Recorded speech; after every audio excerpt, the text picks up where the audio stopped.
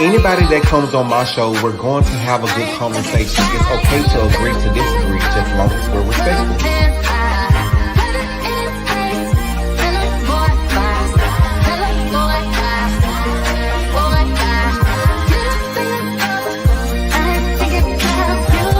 Everyone is a product of their own experience. There will be times that you have to experience the pain in order to experience the joy.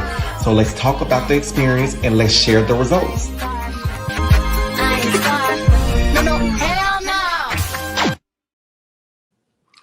What's going on, everyone? It's your brother, your cousin, your nephew, whatever you want to call me, and I am back for another video. Like, we literally just got off, and I know y'all are coming back in right now. We got 77 people watching right now, so as you all come in, you know what to do. Make sure you like, leave comments, and subscribe to this channel.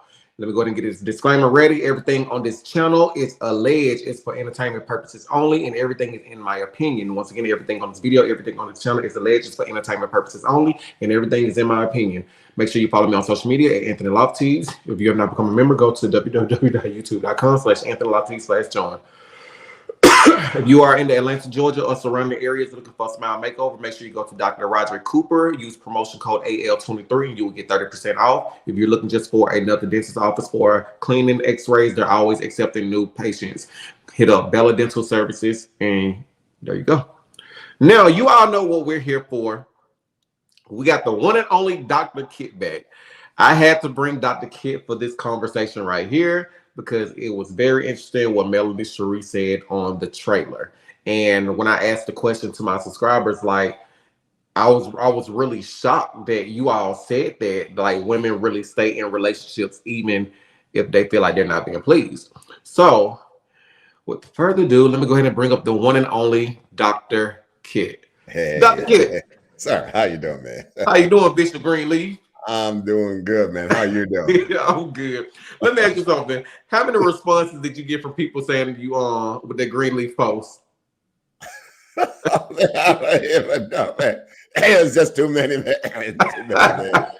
I don't know why you went ahead and did all that. Jeez, but it's always good to have you back and have you on, Dr. Kit. Yeah, I'm glad to be back, man. Really glad. So let's go ahead and start this off.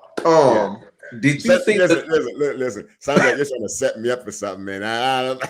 No, it's really what was said. Like, I don't know if you've watched the Love and Marriage Huntsville trailer. It's not about Love and Marriage Huntsville. It was about something that was said that I got a lot of feedback from subscribers by asking the question.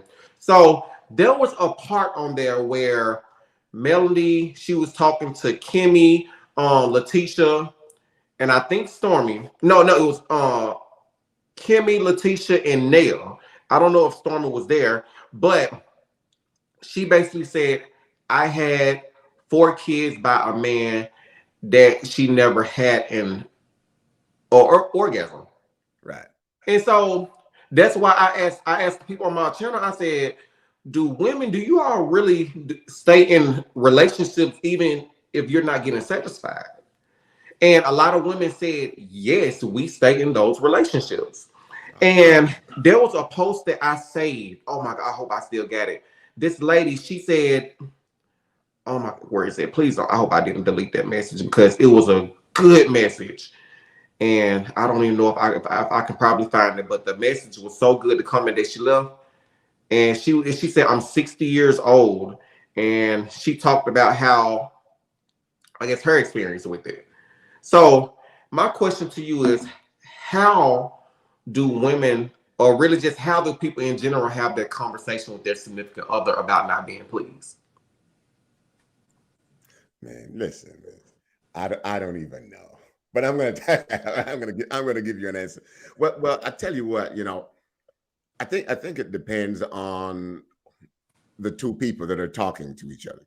Mm-hmm. What's your communication network like? Okay, what would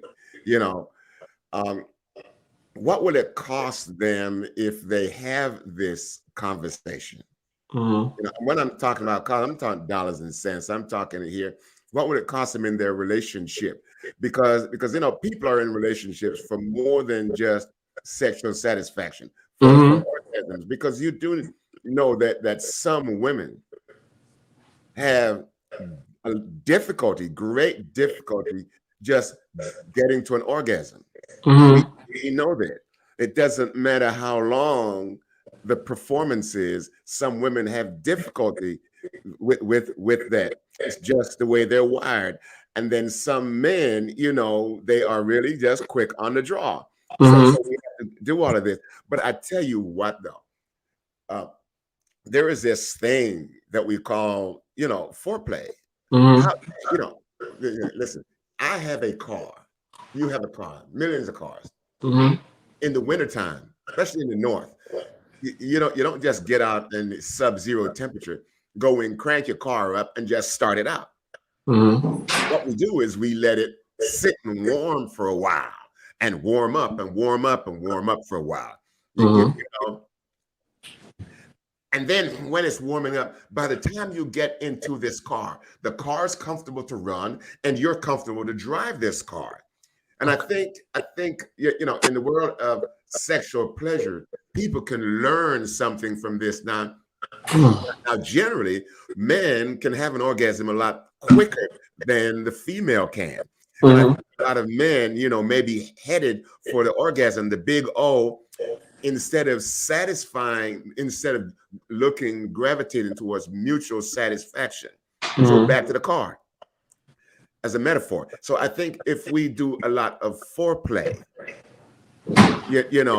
and bring the woman to that place, I think it will increase the probability of more women having an orgasm.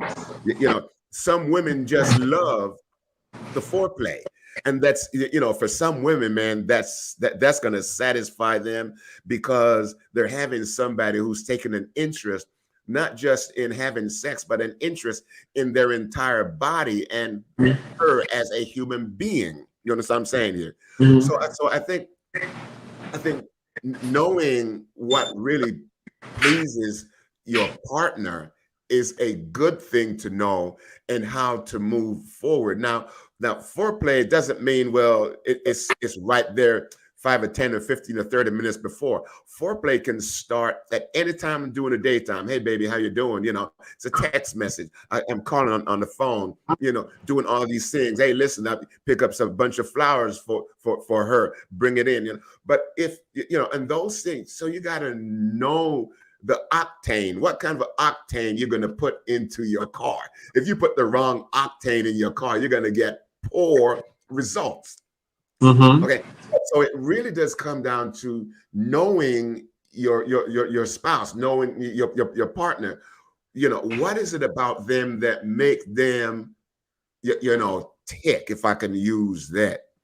I think Mm-hmm. we really need to do that. But my concern is that a lot of us men may not take a lot of time to invest in trying to in trying to understand the female. You understand what I'm saying? And so it becomes a kind of a selfish thing. It becomes Mm-hmm. self. And if we don't do that and take care of stuff at the front end, I'm going to say something here. It could come down to legal prostitution. Oh You heard wow. what I said. Yeah. I'm married and I legally can have sex with my wife. But to Mm-hmm. what degree do I care about how well she is satisfied as opposed to me getting my satisfaction on?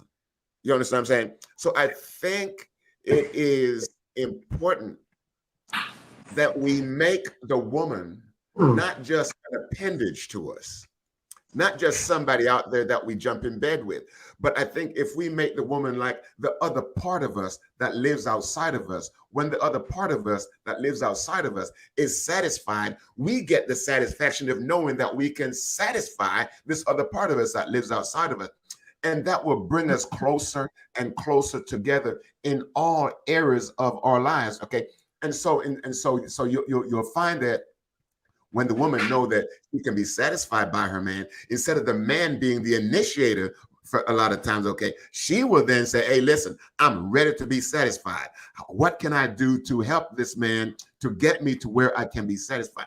And I think the sexual experience at that point where you're actually sharing yourselves with each other as opposed to having an activity with each other. I think that's where we really need to get to, sharing the self mutually so that we can have mutual satisfaction. So how they tell each other, I'm hoping it don't have to get to that point where someone's got to say, listen, I'm not being satisfied. I think if you know your significant other well enough, you will know if this person is getting satisfied. Why? Because there are so many ways they're going to tell you. And because we're so caught up in our own world as men, okay, we miss those cues. And then when they're not sexually satisfied, there are other things that they will not do because they're not getting satisfied over here. So I think it's kind of a holistic approach to this. Okay. So I found the comment where like she said, I am over 60 and let me tell you how many women are not satisfied in their relationships and still stick it out, especially if they are married. Do women fake it sometimes? Absolutely. Lots of men cannot handle it if you tell them how to please you or if you sort of hint that they are not. Some don't know how to eat or don't want to do or don't want to. A lot of men think women are like the porn they watch, where the men is working every section. I'm not gonna say what you said, every place, but have not did any foreplay. Plus, some women have to be mind elf, meaning if their man is doing a whole bunch of stuff that irritates all during the day, when he rolls up wanting to get some, um many women are like not feeling in a loving mood. My ex, whom I had two children with, would stay playing video games all evening long, sometime up to 2 a.m. in the morning, and then think I was interested in sexy time. When he hadn't helped with the kids, the housework, or tried to spend time with me. Plus, I work a 9 to 5 job and commute.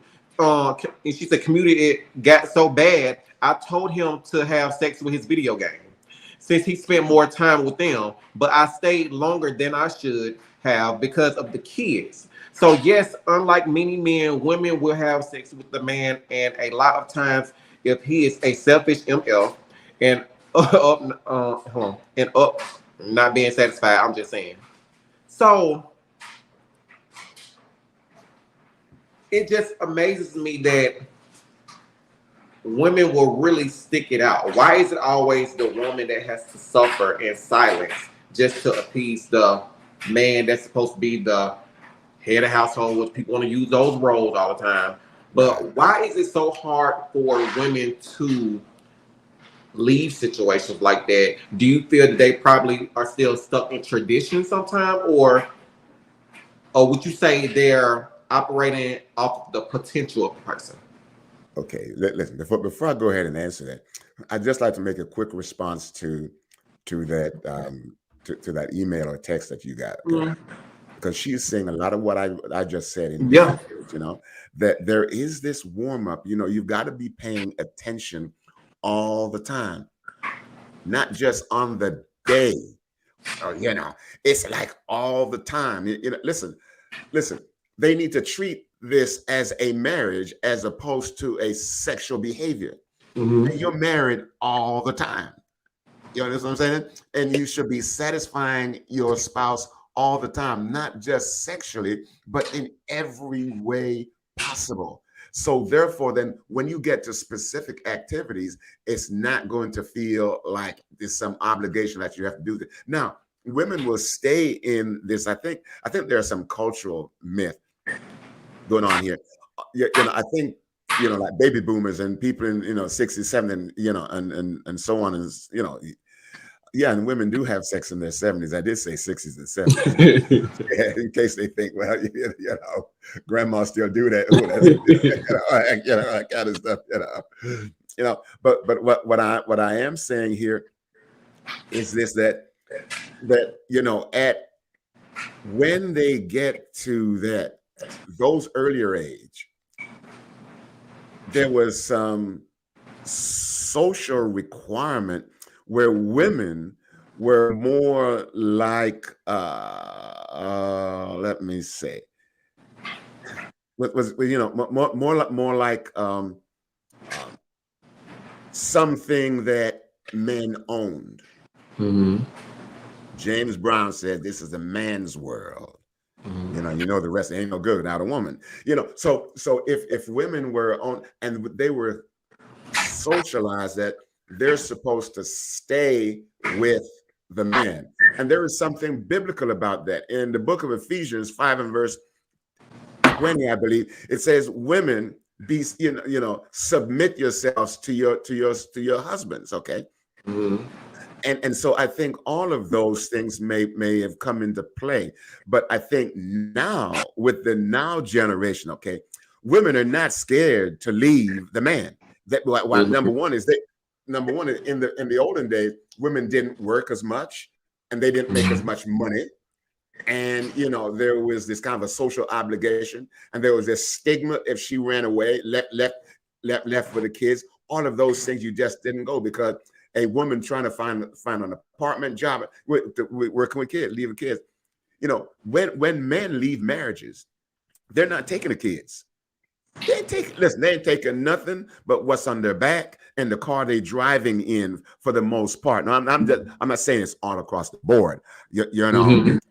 I'm not saying that, but for the most part, the men have the freedom to leave, and so the women now they have to have the stick to itiveness to kind of stick it out, and they stay in this, and they are not satisfied emotionally, physically, socially. They're just not satisfied, and so they stay in this thing, and it becomes, in my mind, a kind of an abusive situation where they give themselves up to be abused because they want to stay in the marriage for the children, and or they don't want to be maligned by society for being a woman who is, I guess she going out there to be a loose woman or whatever. But I think it was easier then for them to do that. Plus I think, I think in a lot of cases, women are more committed to Mm-hmm. the marriage, not just to the activities of the marriage. Men will be more concerned about the activities of the Mm-hmm. marriage because it's legal, and at that point when they're just ready to jump and just act out, that's what I call, me when I said a little while ago, it may be like legal prostitution. And I won't go into what stuff about prostitution, but I'm just going to leave it at that. But I think women may be more committed, but I think in or these days, with the new generation, I think they're going to discover Mm-hmm. that will change, and it has changed, and it is changing. All right, let me ask you this. Do you think it's easier for a Yeah. person to step outside of their relationship just because they're not being satisfied if they went through a lot of challenges within their relationship, don't feel seen, don't feel protected, and do you feel like it's a like if you had to give a percentage, like how do you think it's easy it would be for a person to go outside of their relationship? Well, you know what? I'm going to refrain from giving a percentage because I know that that I would be way off base because I really don't know. I think if they're not being satisfied, Mm-hmm. and everybody likes to be satisfied. Everybody likes to be, when it comes to human relationships at that level, the touching and the talking and all of this stuff is very important. And again, we need to get away from thinking that sex the is the key to human relationships between Yeah. male and female. It is not. It is just one part of a relationship. It might be a culminating factor, but it is not that. So I think some women who there are women who who are not as sexually charged as men are. Now, if there is an incompatibility between men who want to have sex all the time, and women who don't want to have sex all the time, and some of those things. So it's easier for the woman, to not feel that she's being neglected if there is no sex now, or very little sex.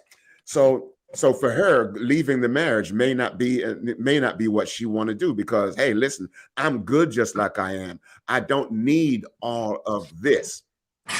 But just because she don't need all of this physical interaction, it doesn't mean that she don't need other kinds of stimulation. Okay, and that's what the men need to find out. And again, I'm going to repeat myself. I think it's wrong. I think it's a misunderstanding to think that sex is the end all and be all of human relationship. It is a quality of satisfaction that emanates or comes from the merging of two people at different levels. And over the years prior to and during marriage, okay, we should be, or some people don't want to get married.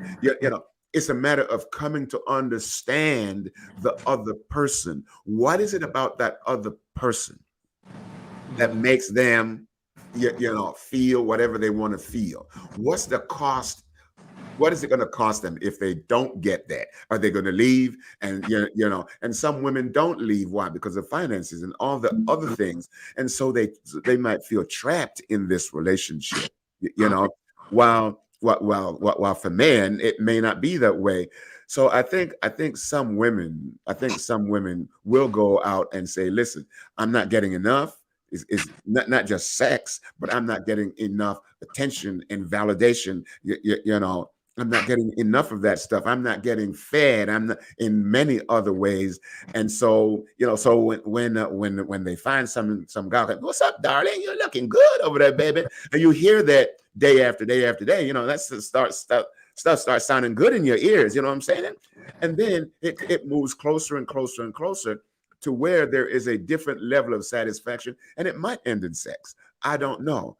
But yeah, so now we have the fragmentation of the marriage.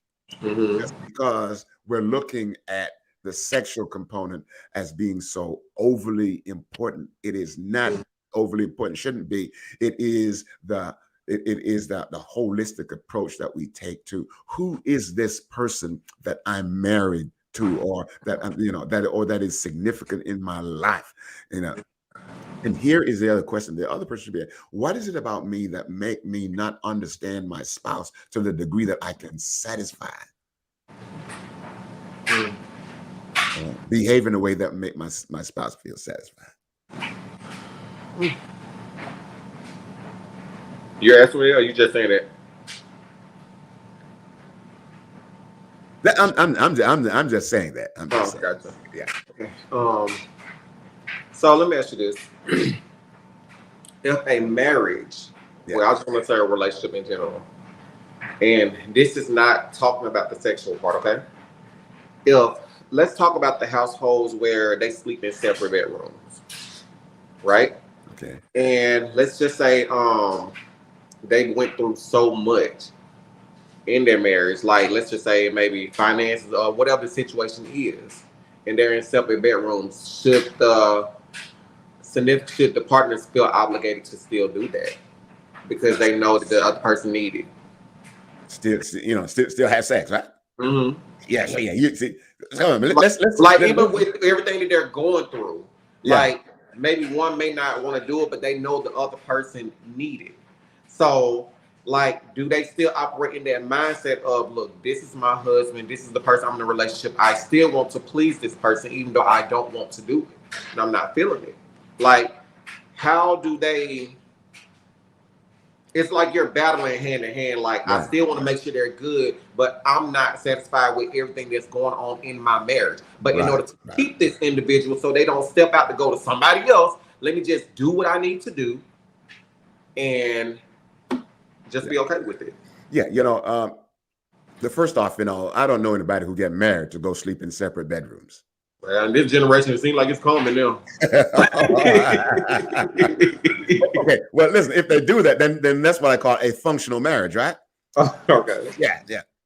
But normally people don't get married to go sleep in separate bedrooms. I think when people get to the point, when a couple get to the point where they're sleeping in separate bedrooms, there has been either a long or short some history of dissatisfaction to where they're saying to themselves, I am not happy. I'm angry or whatever it is. Okay.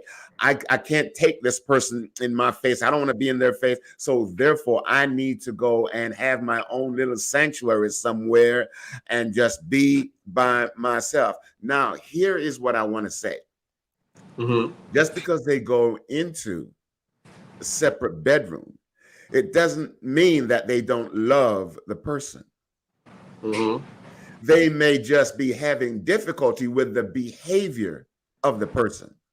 And it's the behavior of the person which is dissatisfying that would make them say, because of the way they behave, I can't handle this right now. I'm going to sleep in another bedroom, but I still love the person. Now, the part of them that still love the person will still might want to engage in having sex with this person, because the degree to which they love this person, they still want to please this person. They're just not happy with the way they behave. And that's the reason why a lot of people, go to divorce and stuff. People don't divorce what they love about a person. They divorce what they don't like. And so they find themselves, I divorced the behavior, but I still love the person. And so now with that, they may still love to have sex with the person, but they just don't like some stuff about the person. And even they say, listen, is this my obligation to do this? Maybe it is. Do I still enjoy having sex? Yes, I do. And so they will stay in this for a number of reasons, and everybody's got their own reasons why they stay. But yeah, that some people will they can sleep in other rooms, but they might still and dearly love this person, love the person to death. Anthony, I can't hear you. I'm sorry. Kaylin said she wanted to ask you a question. So I'm going to go ahead and let her ask you a question right quick, okay? Okay, go ahead. Okay, Dr. Kid, how are you tonight? I'm That's the doing first fine, man. question. Doing fine. It's Listen, good. don't make the question too hard, okay? It's not. It's good to see you again. Good to be But here. listen, the people think I'm a little bit crazy, and I need you to tell me if I'm crazy. I don't. I've been married twice, and once when I was 18, and then almost immediately after that, I got married again. Now I've divorced in the last 2 years, but I've been dating somebody since my separation, and Okay. he wants to get married. All right. So my whole life has always been like I've been somebody's something. So now that I'm with just me for once, I'm finally realizing what I like on my own, not including another person. And I think that's, well, I don't think it's selfish, but other people think it's selfish. But I am entertaining the thought of marrying him, but I don't want us to live together.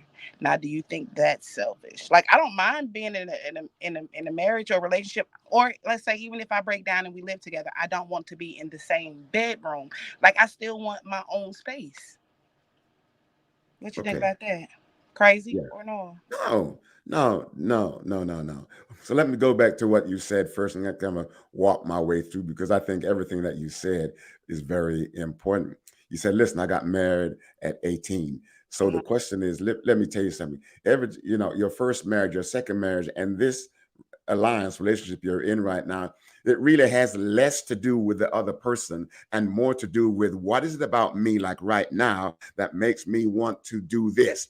What was it about me when I was 18? What was going on with me at 18? Why I decided to get married? And then something happened to me as I was going through my growth and developmental process that made me say, and by the way, did you leave them? Who, when in this divorce, did you leave these two men and then ask for a divorce? Is that how it went, or did they leave you? The first one, Yeah. we got separated by legal issues. Okay. So that pretty much dissolved that after about 12, 13 years. Okay. All right. And the second one, no, honey, I left on my own child. Okay. All right.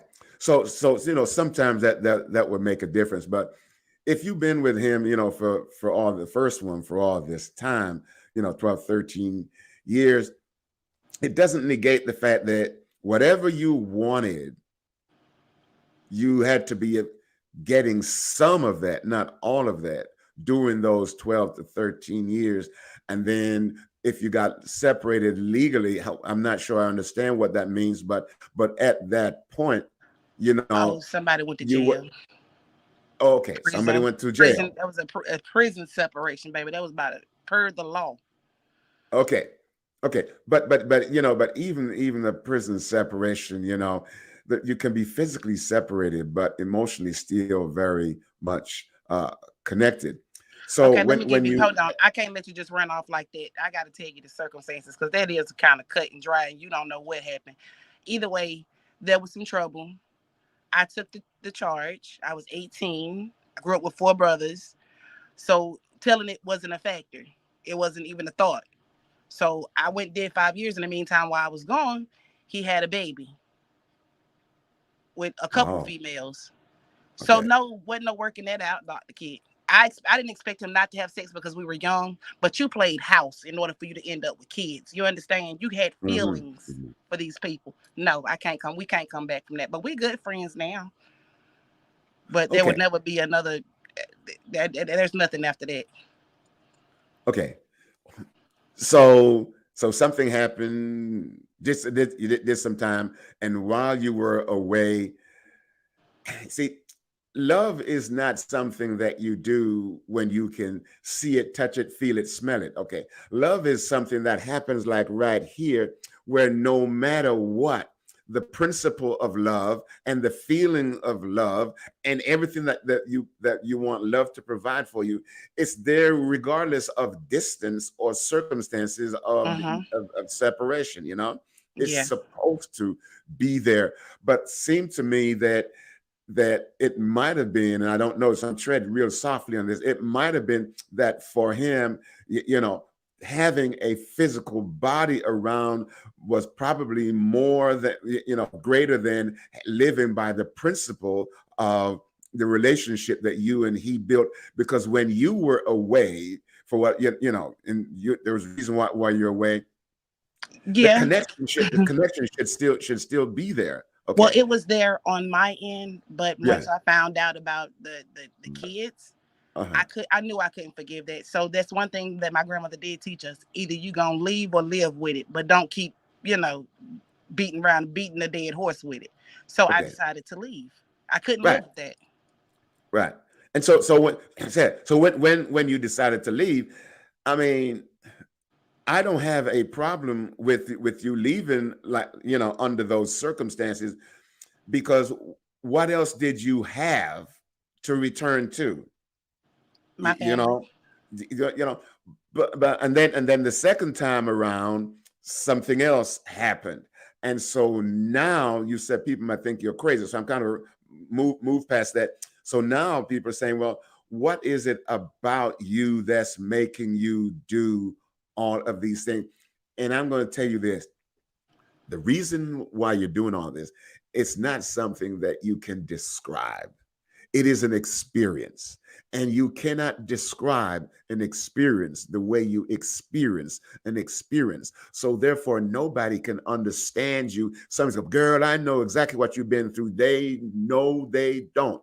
They might have their story, which kind of simulate yours, but it is not the same thing. And so no, so now when you say to yourself, well, listen, I'm not going to live with this man or until we are committed in marriage. And I think that's a good way to go, because the marital commitment now for you is, say, listen, if I can take the time, if we can take the time to build something that is more than what we can do for each other, but and take it to what do we mean to each other. How can I make this person, like the other part of me that lives outside of me? And that's a crucial piece. I keep saying that, we don't see that. We see appendages, and we see people just doing things. So no, I don't think that, personally, I don't think that you're crazy to want to have that kind of a long-term look at what could be a commitment before you go back into this, and then after a while, you're separated, divorced from this person. Because then what happens, you might begin to question yourself, what is it about me? You're not going to ask yourself, what is it about me? You might begin to ask yourself, what's wrong with me? And other people are going to say, what's wrong with her? She can't even keep a man. But they don't know. They don't know what is taken for you not to keep a man, but for a man and you to be mutually committed to each other. Hey, I don't Because, have no problem keeping them. yeah, It's wanting them the whole time I got them. Like one I of them, said, I'm willing to get married again, but I don't want to live with nobody. you don't want to live with no that. I don't Well, want him to live with me. I don't want to live with him. I think we should stay in our respective houses, and we, meet in the middle. okay. So Mildred, stop therefore, laughing. I love you. so therefore, listen. If you want to get married and you stay in your own little territory, then I'm not saying I'm having a problem with that because that's something that you want to do.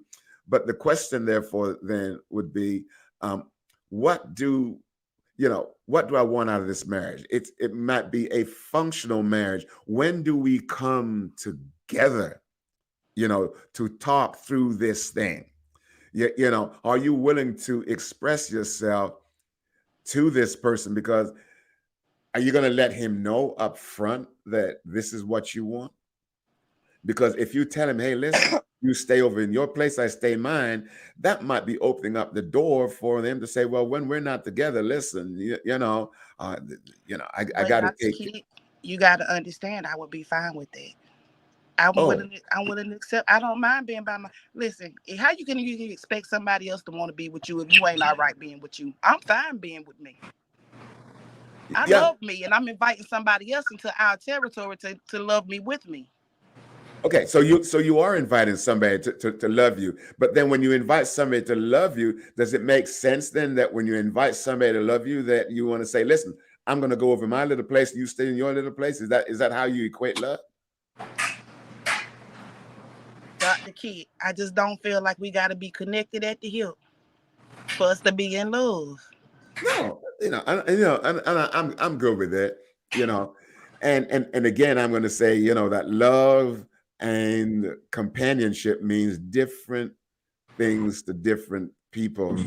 But as long as both of you are going into this, knowing the parameters, knowing the requirements, and you agree to that, then you also may have to have some other thou shalt not or thou wilt, that kind of stuff. And what else, I'm good with being separated, but I'm not good with you sleeping with somebody else. Oh, we definitely have those type of boundaries in place. Okay. He has the key to my house. I have a key to his house. We come and go as we please.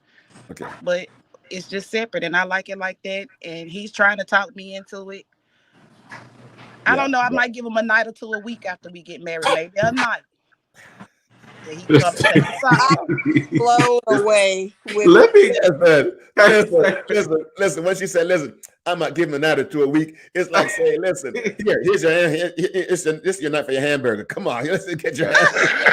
Hey, let me go to Auntie Mildred. Go ahead, love. Great. Hey, Dr. Kid, how are you? I'm doing good. Listen, y'all are work. Listen. Hold on. Listen, y'all are driving me to drinking. Okay, I gotta drink. Okay? I'm not gonna work you as hard as Kay did. Man, I wanted to just ask her in the middle of that. Well, how's the sex, Kay? You know what, Mildred? You talk too much because you already know how the sex is. Okay, Dr. Kid, this is another reason they think I'm crazy. Because the sex is not. Maybe that's why I don't want to live together. It's not good. I'm not in love, Mildred, with your talking self. It's not good, Dr. Kid. But I work with it because he's a good protector and provider. But it can be, Kay. And I'm not an expert. I don't have that much patience. He got 5 minutes and climb down. I'm a whooper. On that note, go ahead, Auntie Mildred. It's on you. So listen, when I have 4 daughters, and Dr. Kid, what I told my girls, because I found out the way a lot of people did just by testing things out. Nobody told me. Nobody taught me. Being in from the South, and if you were a good girl, you weren't talking about it. But I think we should talk about it more. Right. So when I talked to my girls, I told them the truth. Okay. our bodies are slightly different. Like you said, the warming up, the priming. Boys just want to do what they want to do. Right. If it's going to be mutually satisfying, you're Right. going to have to do some other things. Maybe. Not all women are like that, but you did touch on there's a percentage of women that are just not orgasmic, doing it the regular way. They Right. need a little priming. They need some, foreplay and a lot of other stuff. Right. But I taught my girls that they did not have to be one of those women. I told them, I think it's a myth that women don't enjoy sex just as much as men. I think we do. It probably more. And I think we are having orgasm. I just think we're probably having it when the men are not in the room. Oh. Okay? But you want to make sure you're doing it and it's with your partner, your husband, your spouse, however, and it needs to be mutually satisfying. I always feel really bad for women who are not getting it, doing it. I really do. Because it's such a shame. But Dr. Kidd, I 100% agree with you. Communication is definitely what's going to make the sex better. That's been my experience. Yeah, you're so right. Of course you're right. But communication is, for sexual satisfaction is not just talking it out. It's acting out. How do what kind of body rhythm do you have? Who likes what? It's all of those things that really comes down to the climactic part of satisfying of feeling satisfied in sex. Because I tell you what, I don't know too many men who are going to leave their wife because she don't cook good. You hear what I just said? If she don't I cook heard good, you, Dr. Kidd. if she don't cook, if she's not a great cook, I don't know too many men. But I tell you what, if the wife is unavailable sexually, and that's his high point, then he may not leave. He may just have a concubine, somebody else on the side. And unfortunately, there are a lot of women who will make themselves available to that. Why? Because they can get satisfaction without obligation. There you go. You understand what I'm saying here? And so I think talking about all of these That's the things. side chicks. Is that what it is? Yeah, okay, the side chick. Okay, yeah. And saying some a lot of women don't mind doing that, But then you said something. You said, listen, a lot of women. It's not that women don't like to be orgasmic. They just do it when the man's not in the room.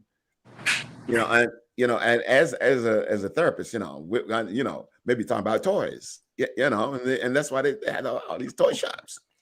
And you notice they have all these toy shops and they spend plenty of money and they do all of these things. People tell me all kinds of things in this business, fragranted toys, all this kind of stuff, So yeah. Women, a lot of women enjoy that. But there is this one woman, was saying this in a conversation among other women that they don't like to have sex with men because sometimes it feels like an act of servitude. They have to be like a servant to this man. You understand what I'm saying? And they like to satisfy themselves where they have the power over their own body to do what, how, when, and where they want to.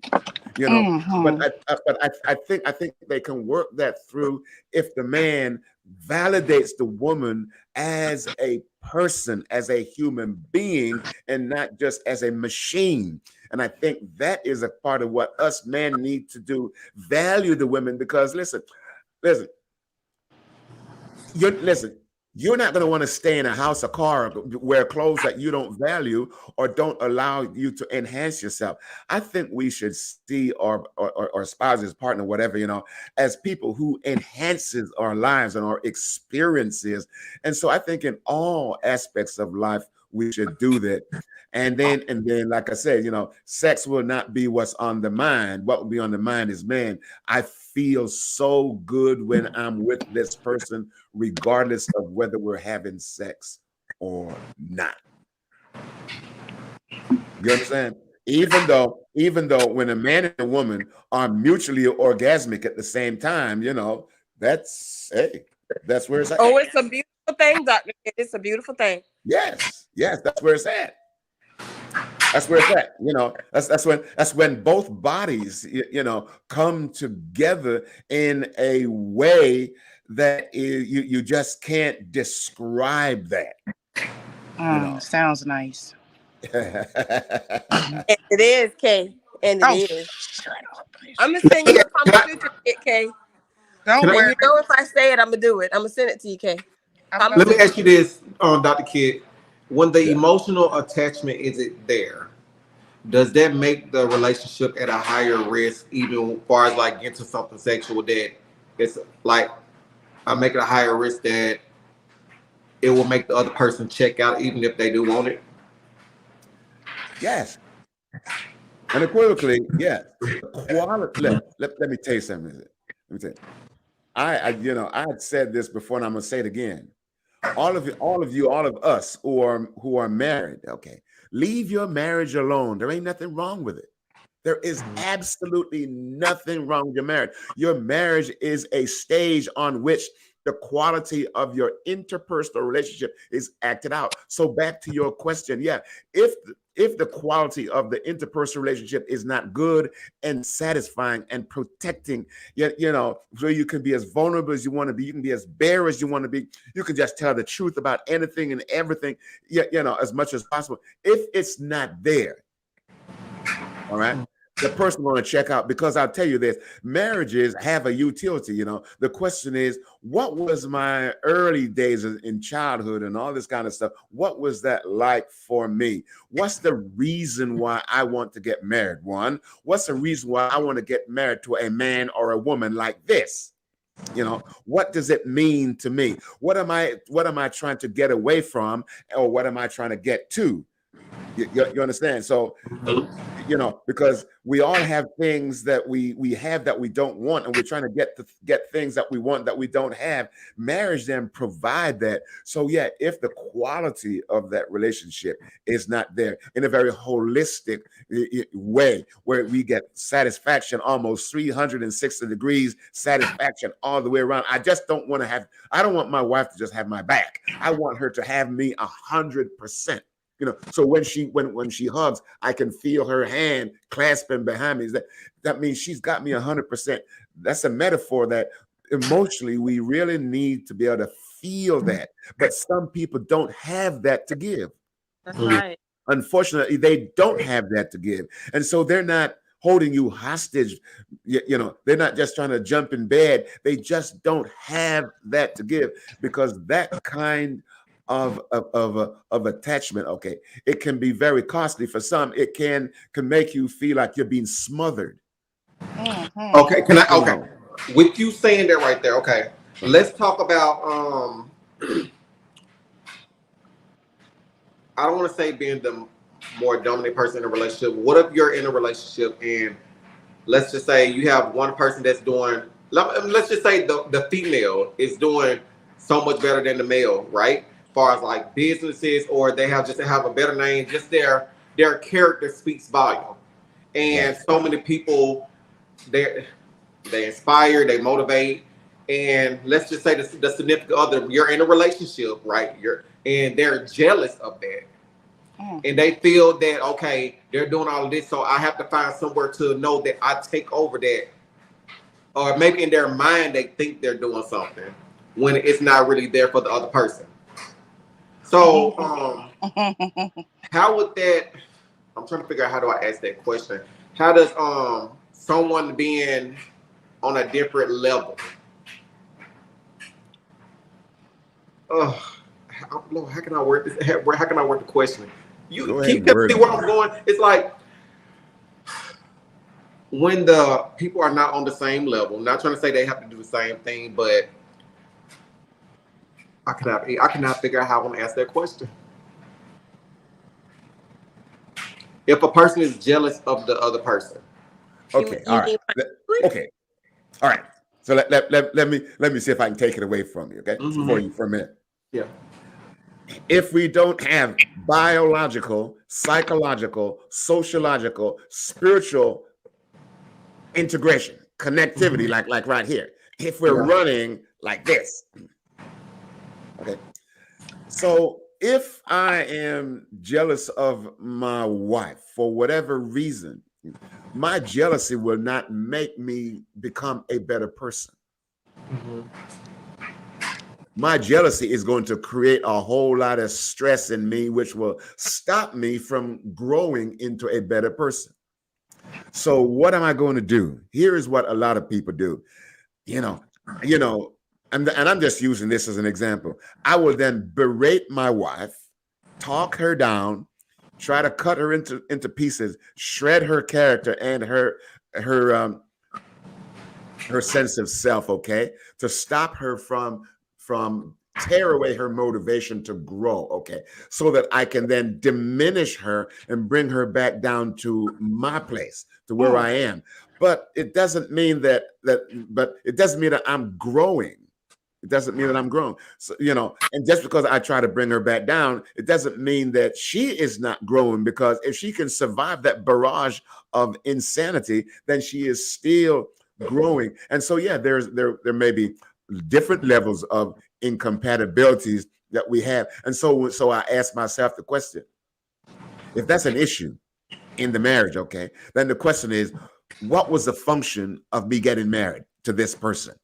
Did I want this person to try to pull me up to where they are, and so that I can feel, man, how it is.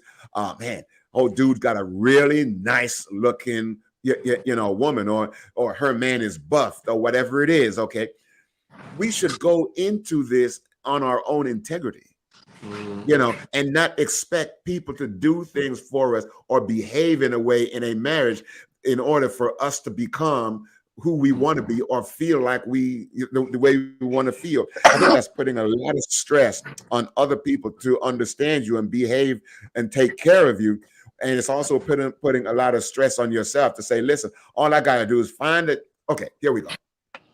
There are some people in a relationship, okay, that I call rowboat relationship. They row the boat together, right? They're both doing the work.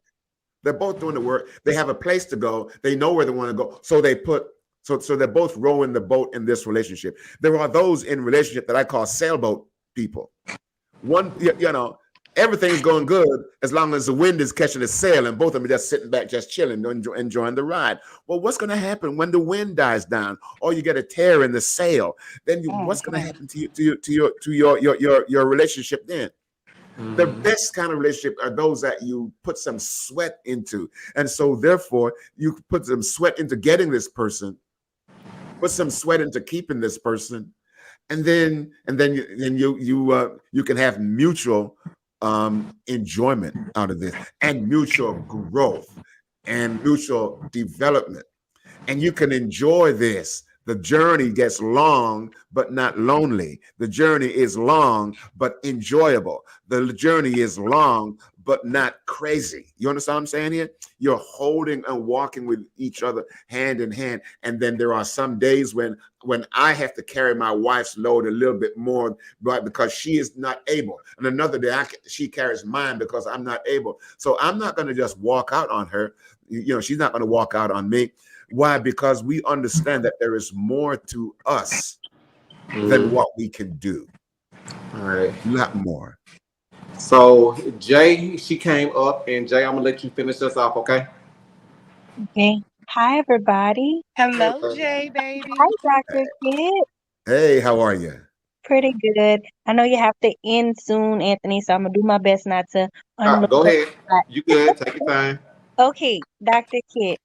I got married young at 19. Okay. And I stayed married for 13 years.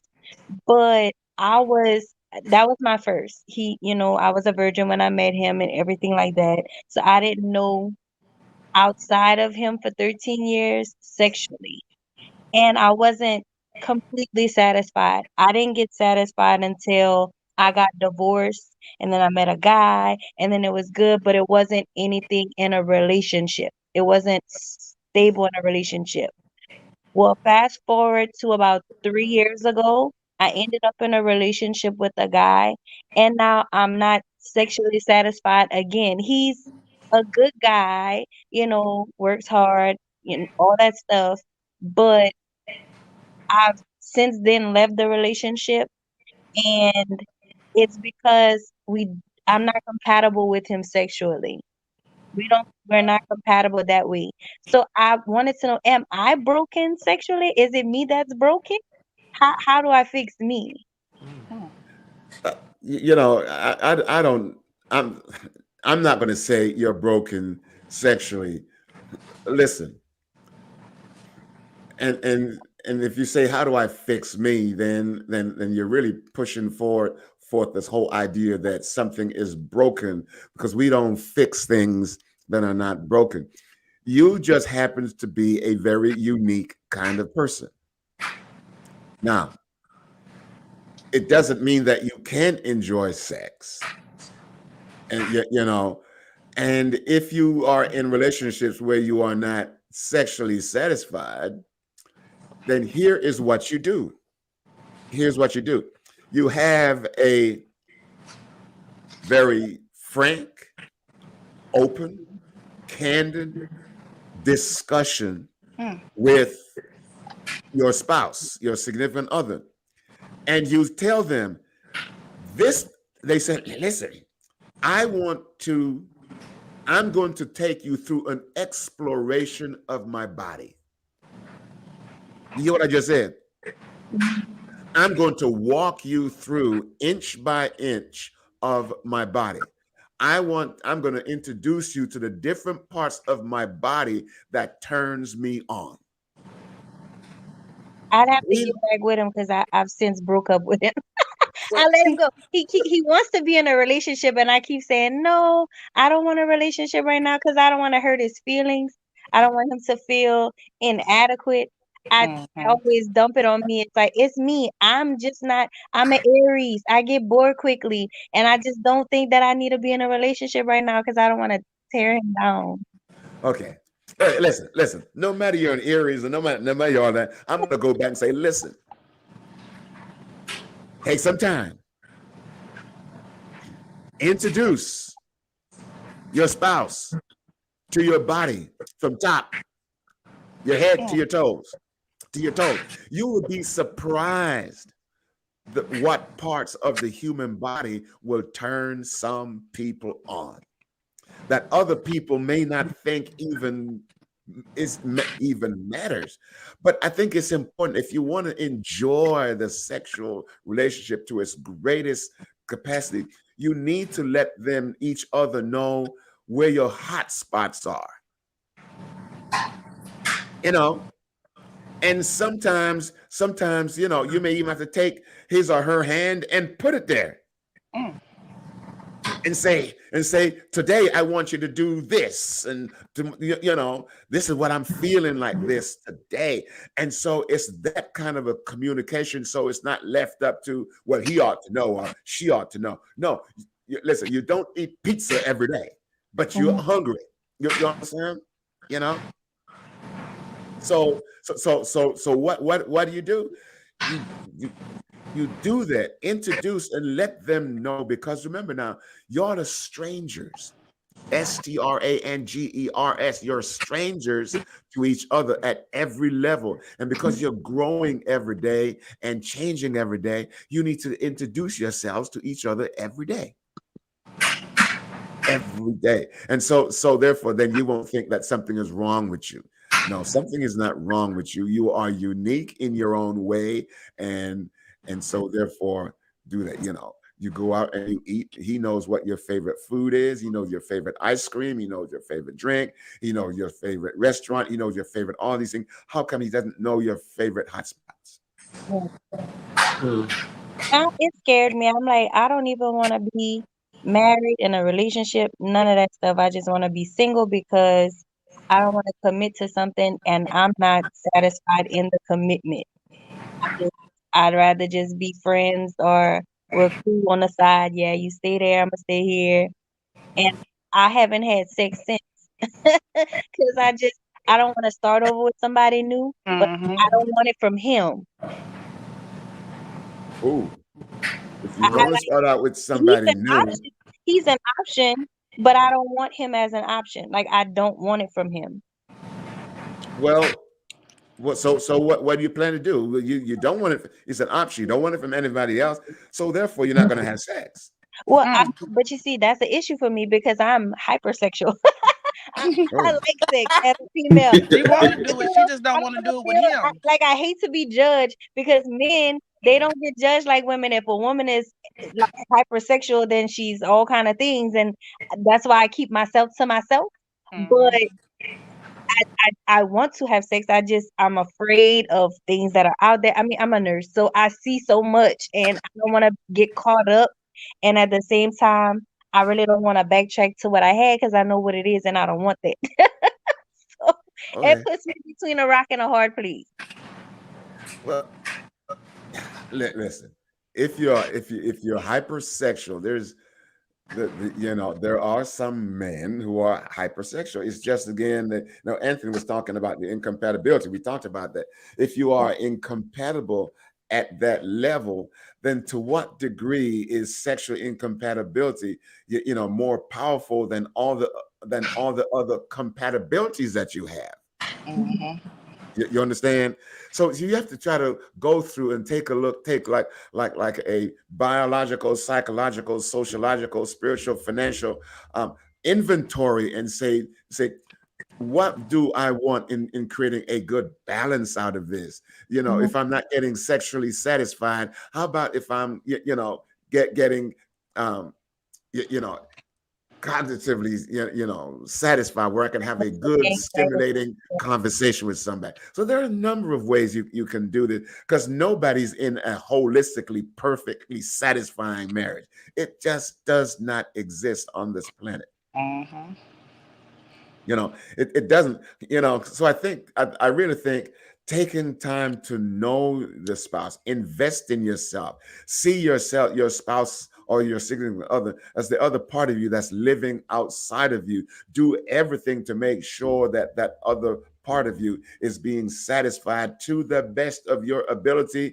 And when you tap out at the top of your ability, the other person needs to know that you're not trying to hold out on them. You're not upset with nobody. It's just the fact that, listen, I can't do anything more. And so therefore, in turn, can you do more for me? Can you? And then you walk them through, please. It's like holding hands walking in the park. You know, the whole sexual uh, relationship should be the same, where it's not just a behavior. I keep saying that it's not just a behavior. It is a quality of relationship, that sex is how you share yourself with each other. Nobody has the same amount of equal stuff to share, so therefore you won't get everything the same way equally. And some days it may be you get more, some days you won't get more. But I think I understand what you're saying. If over a long period of time it's still pretty much the same, have a conversation with this person, introduce them to your body, tell them what you want, and then see to what degree you can be satisfied in this relationship. Dr. I have one last question. Okay. Do you think that it is an overreaction to break up with someone if they aren't sexually satisfied? No, I think people break up with people for all kinds of things. But the thing about it is, listen, if you're not sexually satisfied with a person and you break up, know this one thing. Okay, you're going to break up with the person because of the person's behavior. But what you're going to do with the part of you that is emotionally connected with the person that you just broke up with because you don't like their behavior. So now you have a conundrum. I'm breaking up with this person. We're sexually incompatible, but this person is such a kind, loving, compassionate. He gives me everything else, or she gives me everything else I Mm-hmm. want, but this. But this. It's time to have a talk and say, hey, listen, how can we learn how to become sexually satisfying? Because everything else is great. That's what I'm saying. We need to talk it through, talk it out, talk. All Moving right. on. Everyone, make sure you all subscribe to Dr. Kit's YouTube channel. I put the link in the chat. So we got over 200 people watching. That means he should have at least 200 more people added to his YouTube channel. So y'all, everyone that's coming in, everyone that's going to watch the video a little bit later on, make sure you all subscribe to his YouTube channel. Also, Dr. Kit will be having a retreat on September the 24th in Atlanta, Georgia. These conversations that we be having on the channel are some of the topics that they will be discussing in Atlanta, Georgia. So go ahead and make sure you all get there in September 24th, 2023. And it will start at 8 o'clock a.m. and end at 4 o'clock p.m. Dr. Kidd, do you have anything you want to add before we end this live? Yeah, I just want to say that the conference we're having, hosting by my wife and myself, it's not just us talking; it's interactive. People are going to be actually acting out stuff right in front of your face, so you leave there with a new sense of engaging the self. So you can engage the other person. See, that's the problem. Some people don't like to engage yourself. The other thing too is every Monday night at 6 p.m. I do what I call the shake up. The shake up is talking about the variety of issues. Sometimes we have people come on and we actually work through stuff on the program, and then there are other times where I have people come on and talk about how they are working through their relationships, and we have professionals come on and give professional information on that. So we'd love for you to come on there. Okay, now if you'd like to be on the Shake Up Show, just go to drkitspeaks@gmail.com. That's drkitspeaks@gmail.com, and my team will get you on. We want people to come on. It's great. We talk about a whole lot of stuff and we learn a whole lot. drkitspeaks@gmail.com for Shake Up Mondays at 6 p.m. Central Time. All right. Well, Dr. Kit, I want to thank you for coming on again. I really appreciate it. Everyone, thank you for coming to ask questions. I want to say thank you, Dr. Kid. I appreciate your time. Thank you so much. All right, y'all. So you all have a good night, and I Thank will you, Dr. y'all. Kidd. Listen, can I just say this? Go ahead. As far as September, the conference, we want people to register like right now. Go ahead. Register, and there are some good deals going on down there now. So register, get in on those deals, okay? Because I want to see you all on the stage and the chairs. We're gonna have a great time. Thank you so much for that. Okay. No problem. Thank All right, you, y'all. Anthony. All right, y'all have a good night. You too. All right. Good night. Thanks Bye. much. Dr. Kid. Okay, everyone. I want to thank you all for coming in today. I truly appreciate everyone that tuned in. If you did not watch the video that I just posted, I went live at like 5:30. Thank you all for tuning in. I appreciate it. I love you all, and you all have a good night. And I will see you all next Monday for the Love and Marriage Detroit Reunion Part 2. And I have some other stuff coming up next week too. So, all right, y'all have a good night. Love you. Goodbye.